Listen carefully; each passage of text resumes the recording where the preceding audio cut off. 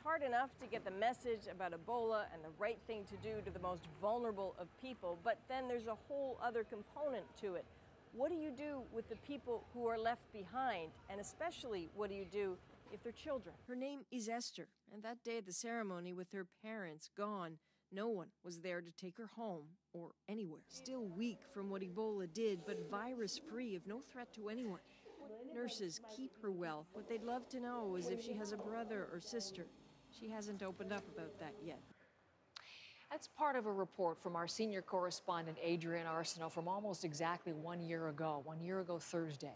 She delivered so many memorable reports from Liberia last year as she covered the Ebola crisis for CBC News. She and her team last night honored with a prestigious international Emmy Award. Here's a little shot of the three of them, the team that put that incredible coverage together. Adrienne's on the right, you know her. On the far left, videographer Jean-François Bisson. And in the middle, producer extraordinaire Stephanie Genzer. And we're so proud of the work they do every day and so pleased that they've been recognized internationally and that they're up early after a night of celebration, to be with me this morning. So there's Adrienne in the middle, there's Stephanie on the right of your screen, and Jean-François, the three international Emmy winners for CBC News. Hold up that trophy and let me say, number one, congratulations to the three of you. Thank you. Thank you, Heather. It's so exciting. Okay, we have a couple of minutes together. I don't know if it was all a blur to you last night, the minute your name was announced, and in case you actually missed it, here's a little bit of tape, so follow along. Here's the exact moment of your win. And the Emmy goes to CBC News, The National, The Ebola Effect. Accepting the Emmy, Adrienne Arsenault, reporter. So you see it all there. It all looks so glamorous and fabulous. And Adrienne called up, and you all went up on stage, but Adrienne was the one accepting it. Just tell me about that moment, Adrienne, when you heard your name. I think we were like, what? Are you kidding me? I don't think. Yeah, we were so sure. It's such an honor to be nominated, which it was, and I think we were ready to go home.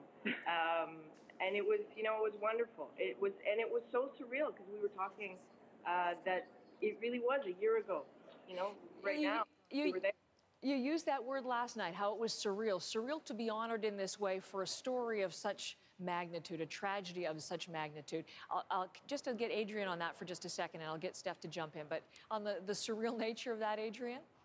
Well, just to think about where we were a year ago and how struck we were then at the enormity of what people were going through. I mean, we were saying it's one of those weird stories where it's a disaster, but it's very quiet. A lot of disasters are so loud and there's so much chaos, but people were so sick, and they were so deliberate in their movements, and everything was so calm and respectful and deeply sad. And then, flash forward a year and everybody's all dressed to the nines, and it was a very odd, but really lovely moment, and really lovely moment for public broadcasting. Last night, Heather, public broadcasters all over North America cleaned up, and it was really, we're proud to work for CBC, and we were proud to sort of carry that flag. Isn't that wonderful?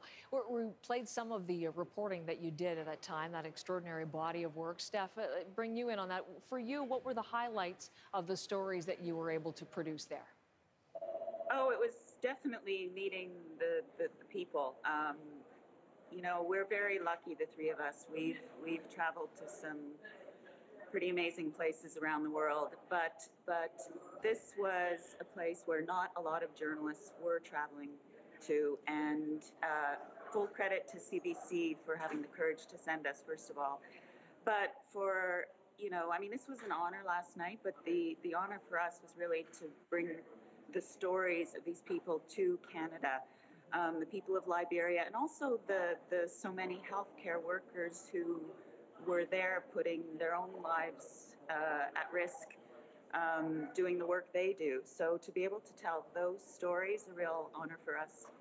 And Jean-François, JF as we call you here, those who know you, have the privilege of knowing you and working with you. You are the one who captured the extraordinary images we saw in Adrienne's and Stephanie's work. For you, a year later, is there a lasting image that you're happy to have honored? Lasting image, there's so many. There were so many images there. I think, I'm going to remember so much about, covering this story. And, working with this wonderful team here, I think this is going to be a good lasting image for me for sure. It's a great image for me looking at you as you are honored in this way. Steph, I'll tell you what was one of the lasting images for us, our morning team, as we discussed it this morning. It's how one of your reports ended. I'm going to play that little bit of tape too, and then we'll talk about this. So let's watch this. As much to make the point to the world as to comfort her, there's this, a touch. At this moment in West Africa, when it seems no one touches anyone else, for them to lay hands on Jenna is to tell her she's finally okay. No more worries. If you haven't felt the warmth of someone else's skin in a long time, what a thing this is. Adrienne Arsenault, CBC News. So a story that has tremendous emotional impact to see it 1 year later. That touch of Jenna's hand. Adrienne, talk about that as an image from this body of work. Well, it struck us cold when it happened. It was something to behold in person, and I think what was really interesting about that and kind of special about that after is that Samantha Power, the U.S. ambassador from the United Nations, talked about that very moment and talked about our story at the UN General Assembly last year as a way of saying to the world, can we not treat everyone with this disease with the level of dignity that Jenna Kroma received? And Steph here, super sleuth Steph, decided to find out a little bit more about Jenna. We've been sort of quietly trying to follow her since that time. We would love to go back and see how she's doing, because a few months ago she wasn't doing all that well.